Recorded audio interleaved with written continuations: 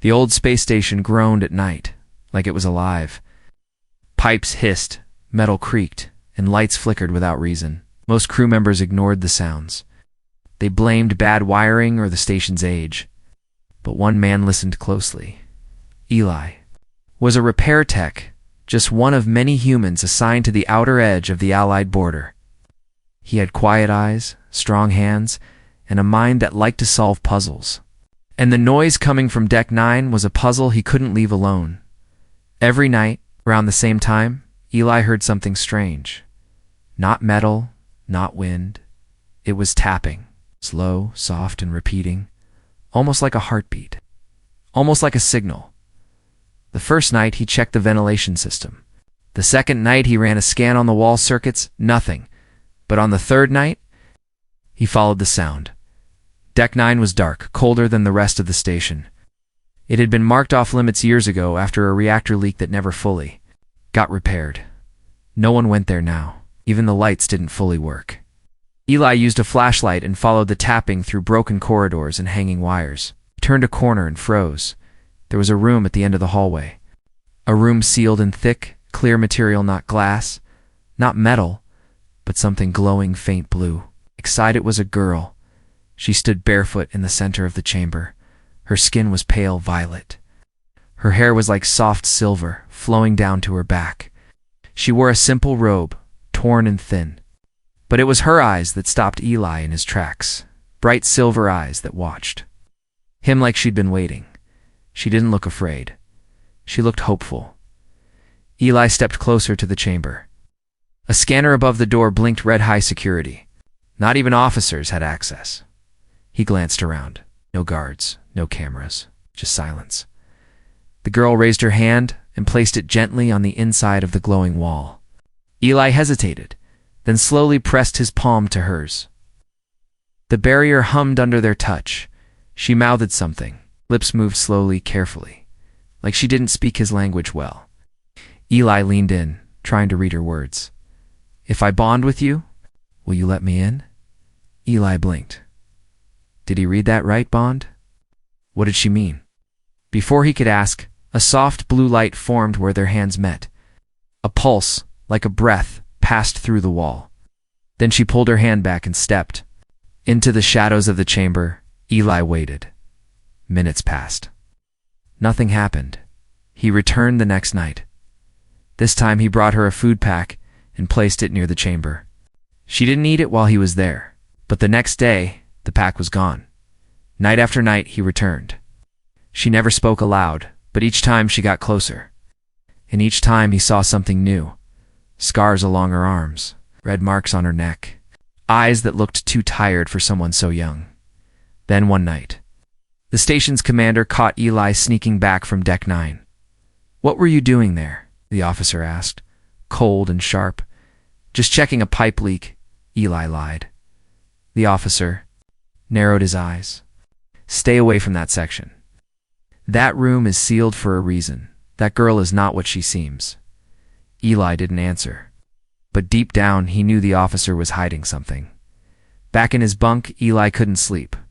His mind raced. Who was she? Why was she locked away? And what did she mean by bond? The next night, he returned again, this time with a small music player. He played a soft earth melody through the glass. The girl sat down, head tilted, listening. Her eyes softened. She closed them, smiling faintly. It was the first time she looked at peace. When the music ended, she stood and stepped forward. Then, for the first time, her voice entered his mind, not through sound, but like a whisper behind his thoughts. "You're kind. Are you afraid of me?" Eli staggered back. The voice was clear, calm, and gentle. He looked at her, stunned. She was still behind the glass, unmoving, but her mind had reached his. "No," he whispered, though he wasn't sure if she could hear. She pressed her hand to the glass again, and the light returned. This time, brighter, warmer. "If I bond with you," her voice came again. "Will you let me in?" Eli felt a chill run down his spine. This wasn't just a prisoner. She wasn't dangerous. She was alone. And she was asking for something that no one else ever had a chance. He didn't know what bonding meant. He didn't know what rules he would be breaking. But standing there in the dark, in front of the girl in the glass room, Eli made a silent promise. He would find out, even if it cost him everything. The next morning, Eli sat alone in the corner of the maintenance bay, pretending to fix a plasma torch. But his mind was spinning. The girl's voice still echoed inside his thoughts, not heard, but felt.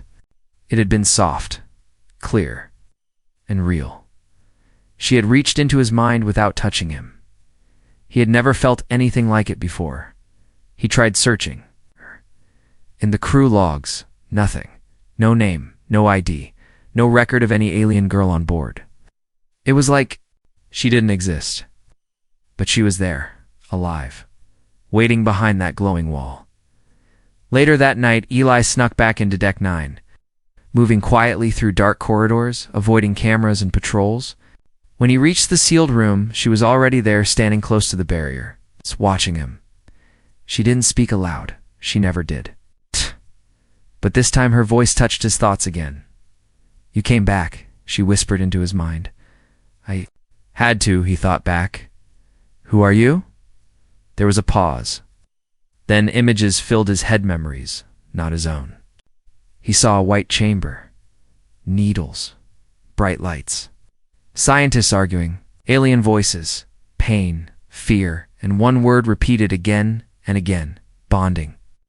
She showed him how they made her in a lab, how they tested her, and how they locked her away when the others like her failed to survive. She was not just an alien. She was something more, a creation of both human and alien DNA. It's designed for a sacred link between species. But bonding was banned long ago. During the war between humans and the Vieri, many had tried to form soul links.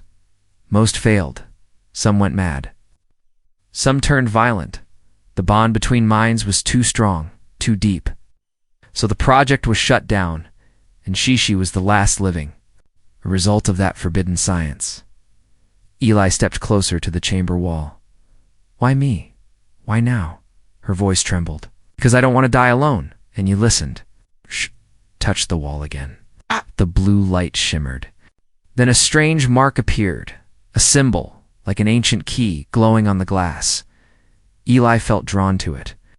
His hand moved on its own, fingertips pressing against the mark.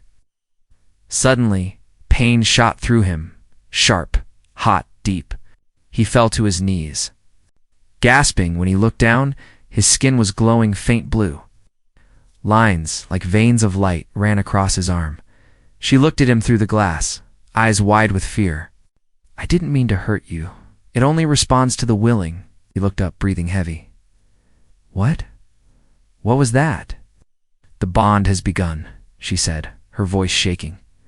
Before he could ask more, a loud alarm rang through the station. Unauthorized access. Deck 9 breach? Eli's heart pounded. He had triggered some ancient lock that still worked after all these years. He ran, taking back routes, ducking under stairways and crawling through maintenance vents. Back in his room, he stared. At his hand, the glowing lines slowly faded, but a faint mark, that same symbol, remained just beneath the skin. The next day, Eli accessed the old archives, digging into forgotten files. Hidden under a code layer was a term, BONDOO1X. He cracked it using a security override tool. What he found chilled him. BONDOO1X subject. Unknown status. Biosentient hybrid origin. Cross-species empathy weapon risk level. Critical protocol. No physical or mental contact. Note. Bonding may trigger irreversible neural merge. He leaned back, stunned. They didn't just create her to bond. They made her to merge minds, to become part of the human she bonded with, forever and now. He had started the process later that night. Eli returned to the chamber, heart pounding.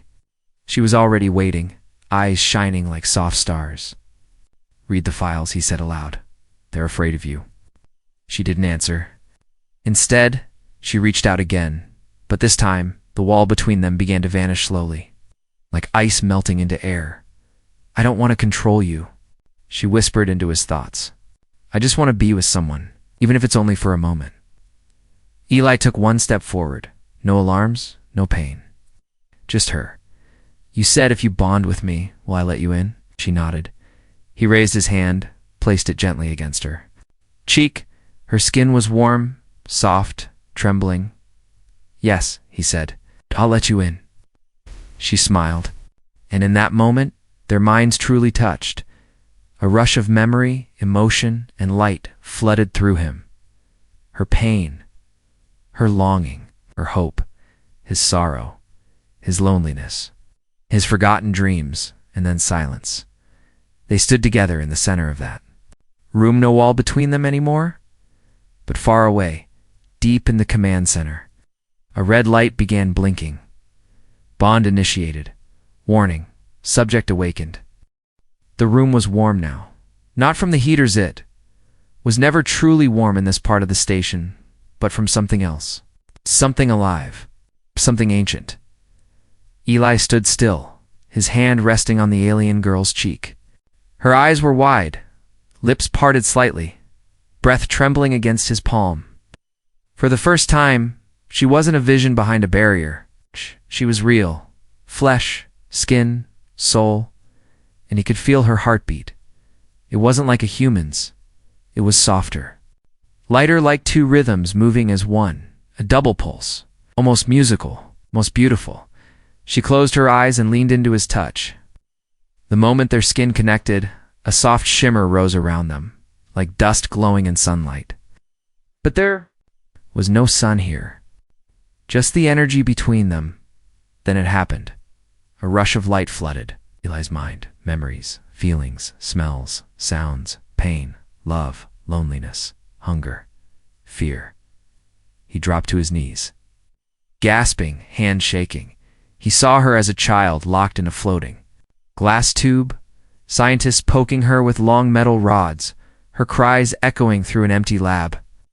He saw her reaching out to anyone who passed, but no one ever stopped, no one until him. She knelt beside him, touching his chest. He saw himself through her eyes, the way she watched him every night, the way she waited for him to return, the way she studied his every move, every breath, every pause. She wasn't just hoping he'd save her, she'd chosen him. I'm sorry, she whispered, her voice brushing across his thoughts like wind through leaves. The first touch is always the hardest. What is this? He breathed. What did you do to me? I didn't do anything, she said gently. We did this together. Outside the sealed chamber, armed officers marched toward deck 9. The blinking red light in the command center had triggered full lockdown. Someone had opened the bond. Someone had broken protocol. The guards didn't know who yet, but they would soon. Inside, Eli tried to stand. His head spun, his chest burned. With pressure, like something was unfolding inside him. The girl helped him up, both hands glowing faintly where they touched him. I don't even know your name, he said, voice raw. I don't have one, she replied. They never gave me one. Oh. He stared at her for a moment, then said quietly, Then I'll call you Lyra. Her eyes lit up. Lyra, she repeated softly. That's mine now? It's yours, he said, smiling faintly. You're not a number anymore. But the peace didn't last. Suddenly, the chamber trembled. Sirens flared. The main door behind them groaned open. Arts stormed in with rifles raised. Step. Away from the subject, one shouted. Eli moved in front of Lyra without thinking. She's not dangerous, he said. You don't understand what she is. She's a bond-triggered entity, the officer snapped. She can take over your mind, override ship systems, and collapse a crew's sanity. She's not a girl. She's a threat. She saved me, Eli shouted. I touched her, and she didn't harm me. You think you're still thinking your own thoughts? The guard yelled back. You're already compromised. One soldier stepped forward and fired a pulse stun at Lyra. It never hit her. It froze. Mid-air, hovering like trapped lightning, then cracked apart in silence. The guard stepped back, stunned. Lyra stood tall now, her eyes glowing silver white, her skin pulsing faintly. She didn't look weak anymore. She looked, awakened. I won't hurt you, she said softly. But her voice echoed around the room. But I won't let you take him. Her hand rose. A blue wave rippled from her fingers, knocking the guards off their feet without touching them. The lights flickered. The walls bent slightly, vibrating like metal under pressure. Eli turned to her, wide-eyed. "What are you doing?" "I'm protecting you," she said, her voice calm. "You don't have to fight. They won't stop," she replied. "Not unless we leave." He looked at her, this girl who once couldn't speak, couldn't move freely, couldn't even touch another being. Now, she was shielding him like a storm. And the fear in her eyes wasn't for herself, it was for him. Lyra reached for him again. "I can get us out of here, but I need you to trust me." Eli nodded. "I already do." As more guards regrouped outside, Lyra pressed her hand to the back wall of the chamber. Glowing lines crawled across the surface like roots spreading through glass. A hidden door creaked open behind them, not part of the station's map. A forgotten passage, an escape left behind by those who built her. Eli followed her through the opening. Just as plasma bolts slammed into the walls behind them, they ran through darkness, through winding tunnels, through broken history and all. The while, the bond between them pulsed deeper. He was no longer just Eli the repair tech. He was Eli the chosen, and she was no longer an alien in a glass cage. She was Lyra bonded, awake and unstoppable. Asterisk. The secret tunnel was quiet, too quiet. It led beneath the heart of the station, through rusted maintenance shafts and forgotten chambers. Dust hung in the air like fog. Lights flickered once, then died completely. Only Lyra's faint glow lit. The path ahead, Eli followed closely, his chest tight. He could still hear the echo of the guards' shouts behind them. But what haunted him more was how Lyra had stopped them, without rage, without effort, just instinct. And they'd called her a threat. They said she was a weapon. But she had never struck first. "Where are we going?" Eli asked, keeping pace. "With her? There's a transport bay on the lower deck," she replied softly. "An old launch tunnel. Not many know it's still active. If we reach it, we can leave." Eli swallowed hard. "And after that?" Lyra didn't answer right. "Away." She just kept walking. "Are you scared of me now?" she asked after a moment. He looked at her. Her silver hair drifted gently as she walked. Her eyes shimmered like distant stars, but behind them, he saw pain. "No," he said, "but I'm scared for you." Lyra stopped. She turned toward him. Slowly. "They won't stop," she whispered. "Not now. The moment you touched me, they marked us both." Meanwhile, across the station, chaos had erupted. Command staff shouted over one another. Alarms rang in every corridor. On a giant screen, the bond alert blinked red and urgent. "Subject, Lyra, unnamed status. Activated bonded host, Eli, human. Technician class 3 risk level. Terminal orders. Immediate retrieval or termination." Fleet Commander Viaran slammed his fist into the control table. "They touched her," he growled. "After all this time, someone bonded." "Shall we isolate the station?" asked an officer. "No," Viaran said. "We erase it. No evidence, no escape. They think she's alive. We'll remind them why we buried her." He leaned in close to the monitor. "They called her Hope once. Now she's a mistake we'll correct." In the tunnel, Lyra suddenly stopped. Her body went stiff. Eli grabbed her shoulder. "Wrong? They're rerouting oxygen to lower decks," she said quietly. "They're going to flush us out like insects." "How do you know? I feel it," she whispered. "Through you. Through the bond." Then, slowly, she turned her head, and the wall beside them opened. No door, no switch. Just metal peeling back, revealing another hidden passage. Old tech, not human. Ancient. "They didn't build this station," Lyra said softly. "Found it, like they found me." She stepped into the new path, motioning for Eli to follow. He paused. "What is this place?" "A memory," she said. "One I was never meant to remember." The walls here were smooth, silver blue, and pulsing faintly with energy. Strange markings lined the floor, symbols that glowed when they stepped near. Lyra's steps slowed. She reached out and placed a hand against the wall. Suddenly, a projection appeared hazy, flickering, and old. A voice echoed through the corridor, alien but warm. To bond is to become more than two. It is trust, is unity. It is life. Eli stared in wonder. Lyra's hand trembled. They made us to stop wars. One bonded pair could calm armies. One bond could bring peace. She looked back at Eli, but they feared us. Feared what they couldn't control. So they broke us apart and hid me here. Eli stepped closer. Then they were wrong. Lyra's eyes softened. Want to? Believe that. But they won't give us time. They reached the transport bay. Dust covered everything. But Lyra walked straight to a sleek silver pod tucked beneath a broken roof. She placed her palm on its hull. With a hum, it came to life. Symbols. Lit up. Doors hissed open. The ship welcomed her. It's alive, Eli whispered. It was waiting, Lyra said. Like me. As they prepared to board, red lights blinked in the far hallway. The command fleet had arrived. Dozens of guards stormed into the chamber, weapons raised. Back. Away from the pod? Someone yelled. Lyra stepped in front of Eli, arms out. Don't do this, she said. I don't want to hurt anyone. Guards didn't flinch. We have orders, the commander said coldly. You're a failed prototype. You're dangerous. No, Eli shouted. She's more human than any of you right now. The guards opened fire, but Lyra moved first. A wall of energy exploded from her body, soft and soundless. It caught every blast midair and dissolved them into sparks. The pod behind her opened wide. She said to Eli. What about you? I'm coming, she said, but they need to understand.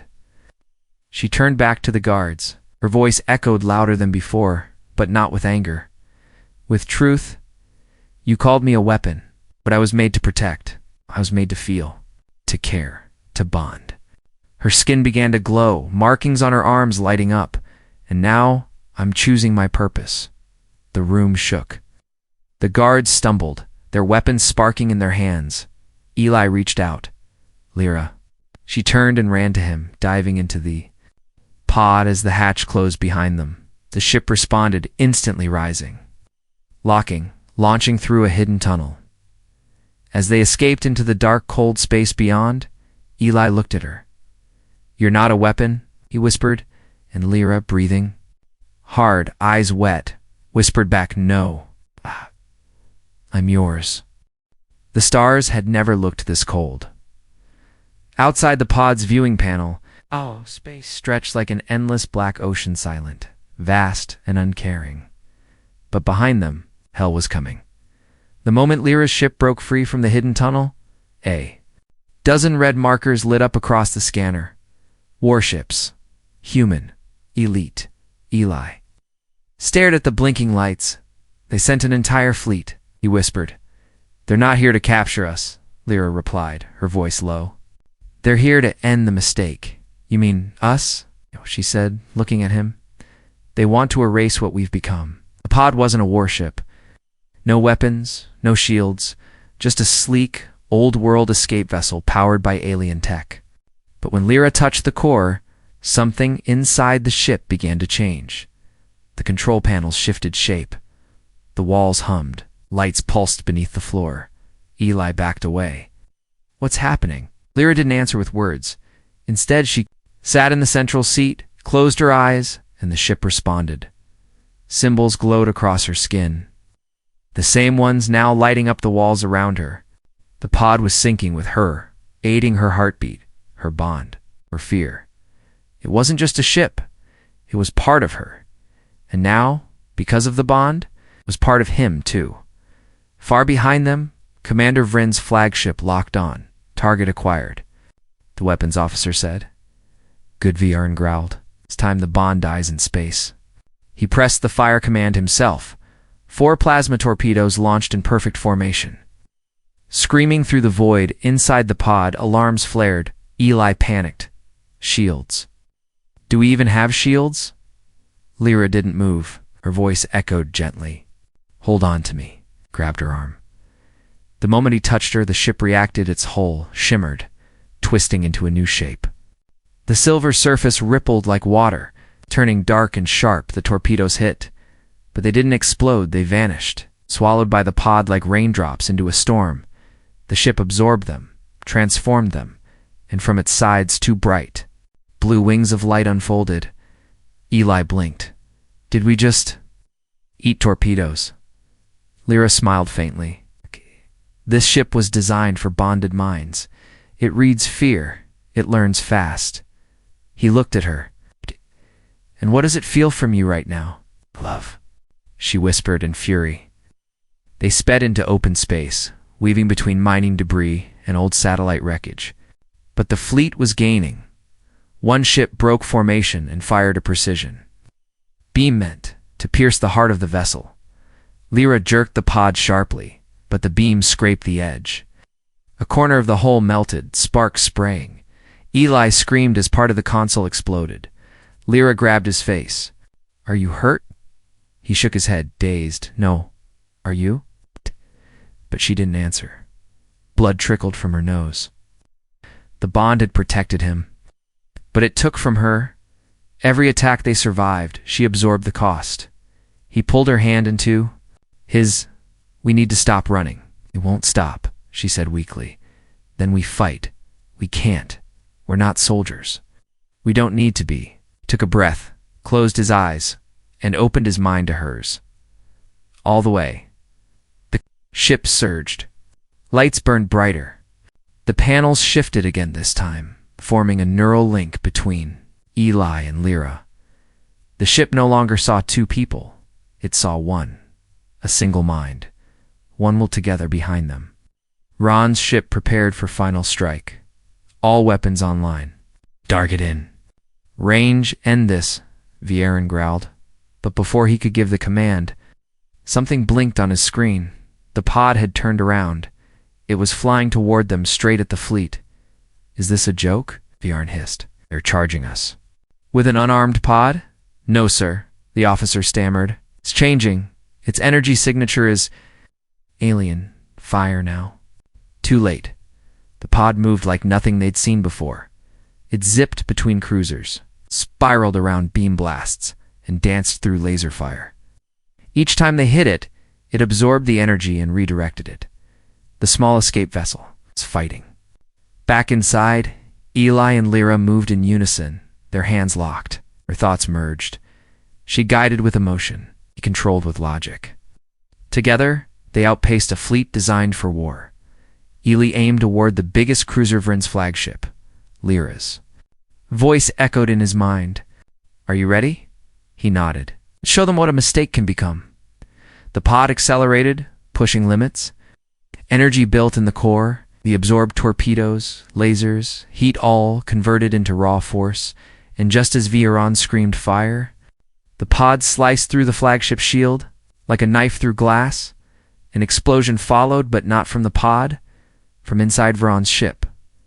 When the light faded, the pod hovered quietly in space. Vron's cruiser drifted, powerless. The rest of the fleet paused, dash uncertain. Inside the pod, Eli and Lyra sat together, breathing hard. We made it, he said.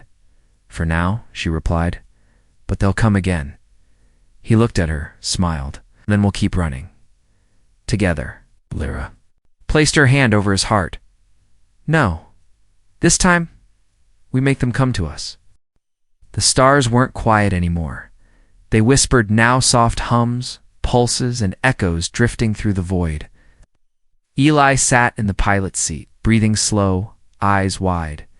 He could feel it not through sound, but through the bond. The pod had changed. Again, its silver shell shimmered like it was breathing. Faint patterns ran along the inside wall symbols that neither he nor Lyra recognized.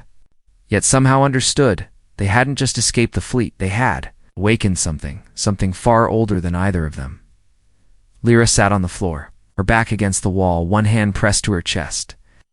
Her skin still glowed, but it flickered like a candle in wind. You need rest, Eli said gently. Lyra shook her head. The ship, It's speaking to you. To both of us. Eli frowned. What's it saying? She looked up, her silver eyes distant. It's asking if we're ready. For what? She closed her eyes. To finish what was started. Centuries ago, as the pod drifted into uncharted space, something pulled at them. Not a signal, not gravity, a call, and the ship followed on its own. Lyra didn't stop it. She placed her hand on the core. The metal opened, revealing a dark spiral of light, swirling slowly like a living eye. It remembers, she whispered. Eli stepped closer. Remembers what? Lyra stood, weak but steady. The war, the silence, the last bond. Eli stared. You mean we're not the first? No, she said. But we may be the last. The ship changed direction, again turning toward a dying star at the edge of a forgotten system. Floating near it was something massive, hidden in shadow. Not a planet, not a station, a ship, dead, cold, and larger than cities. Its hull was scarred, its lights were dim. But as Lyra approached, they began to glow. The pod docked by instinct. No commands, no buttons, just recognition. Inside, everything was still. Walls covered in strange vines of metal. Floors made of glass. Silence so thick Eli could hear his own breath echo. But the moment they stepped inside, lights flickered on one by one, leading them forward. This isn't a ship, Eli said slowly. It's a tomb, Lyra nodded. A sanctuary, 4 bonded pairs. A place of last refuge. As they walked deeper, they passed pods like the one they had escaped in. Dozens, hundreds, all sealed, all empty. They came here to survive, Lyra whispered, but no one ever left. They reached the center, a massive chamber with a glowing orb at its heart floating, spinning slowly. Above it, a phrase glowed in both their minds. One bond survives, all bonds awaken. Lyra gasped, her knees buckled. Eli caught her. What's happening? Her voice shook. It's responding to us.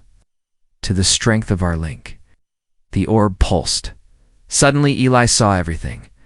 A flash of the past, thousands of ships flying through. Burning skies, worlds crumbling. Soldiers bonded in pairs, fighting side by side. Love stronger than war, unity stronger than fear. Then came betrayal. A great council split the bond store minds apart. It's called the connection unnatural. And they buried everything, even her, even the ship. Until now, Eli fell to his knees, overwhelmed. Why show me this? The orb answered with warmth. Because you were the first to trust, the first to let her in. Liar glowed brighter. Lyra rose. Her body was changing again, her markings, turning gold, her eyes glowing white. Transforming, Eli said, breathless. No, she whispered. We are. The bond had gone beyond thoughts. Now it touched their DNA, their energy, their souls. Suddenly sirens echoed through the tomb-dashed ship. Eli looked at the scanners. The human fleet had found them. 10 ships. Fully armed. Engines hot. They had followed the trail. Lyra turned to the orb. Give us the strength. The orb pulsed once, and the ship woke up. The tomb around them shivered. Panels slid open. Engines hummed to life after centuries. Lights turned. From blue to gold. The air changed, crackling with old power. The orb floated into Lyra's chest. She gasped, but did not fall. Her voice echoed not just in Eli's mind, but through the ship. System ready. Bond complete. Outside, the fleet began to fire. Lasers shot forward, aiming to bury history again. But the ancient ship moved. Without weapons, without shields, it moved with thought. With will, it spun, spiraled, vanished, then reappeared behind. The fleet, faster than light, faster than understanding. Eli stood beside Lyra, both of them now glowing with the same golden patterns. Are we still human? He whispered. No, she said, looking at him. Or something better. They joined hands. And with that, The ship unleashed a silent wave of energy. It didn't destroy the fleet. It disabled every weapon, every system, every engine. Without killing anyone, peace, through power, unity, through bond, far from the chaos. In the deep stillness of space, a single word whispered through every ship's radio: awaken. The galaxy had gone quiet. After the wave struck, every ship in the fleet went dark. No weapons, no engines, just silence. The stars outside blinked softly. Watching in the center of it all floated a ship no one believed could exist. Myth reborn. A graveyard awakened. And at its heart, two beings standing hand in hand, glowing like the first fire in the dark. Eli looked out the viewport. Warships that once chased them now drifted peacefully, not destroyed, just silenced. "We stopped them," he said, almost in disbelief. Lyra didn't speak right away. Her body was still pulsing with golden light. The orb inside her chest had become a part of her, and through her of him too. The bond no longer sat between their minds. It was inside their bones. "We didn't stop them with violence," she said. "We stopped them with memory." Eli turned to her. "What happens now?" Lyra stared at the stars, as if listening to something far beyond. "Now, the galaxy remembers what it tried to forget." Inside the ancient ship, doors opened one by one, not to let them out, but to let others in. Hundreds of long-forgotten pods began to blink. Not empty after all. Cryo-locked pairs, bonded long ago, sealed away when the galaxy turned against them. They had survived the centuries, sleep and untouched. Now awakened, one by one, pairs stepped out, some human, some alien, some both, confused, dazed, holding hands like they'd never let go. They looked at Eli and Lyra with awe. "You brought us back," one whispered. "You reignited the bond." Lyra's eyes shimmered. "No, we just reminded the stars who we were." A signal burst across the Allied systems, encrypted, ancient, unstoppable. It carried no threat, no weapons code, only a message. We live, we love, we bond, and we are not alone. Panic spread in command centers across Earth's colonies and alien homeworlds alike. All high councils Held emergency meetings. Generals demanded retaliation. Politicians spoke of fear, but the people, ordinary people, listened differently, and they remembered the stories. The peace before the war, the time when humans and aliens stood side by side, not as strangers, but as chosen halves of one whole.